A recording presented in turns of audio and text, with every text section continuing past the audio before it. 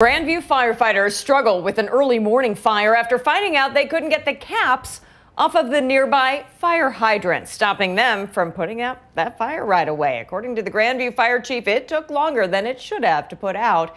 Our Abigail James is live for us now with more on this issue. Abigail, what happened?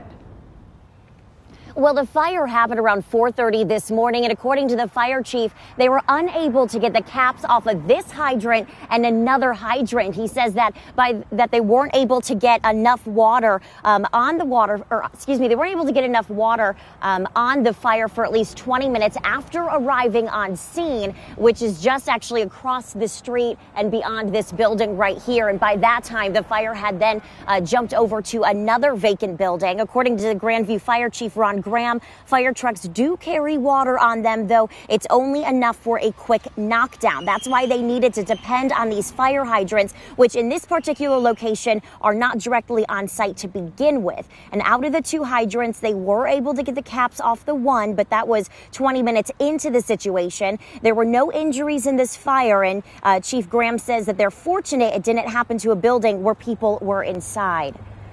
If it'd been a house with somebody trapped inside, we do carry water on the trucks and we can make a quick entry, but if the guys can't stay in there if we don't have a water source supplied to the truck, they'd have to come back out. So that's our concern, of course, and why we need to have good hydrants. Now, we spoke to the water company responsible for these hydrants, and we'll explain what they had to say about the situation and how often they inspect these hydrants coming up at 5. Live in Grandview, Abigail James, KCTV 5 News.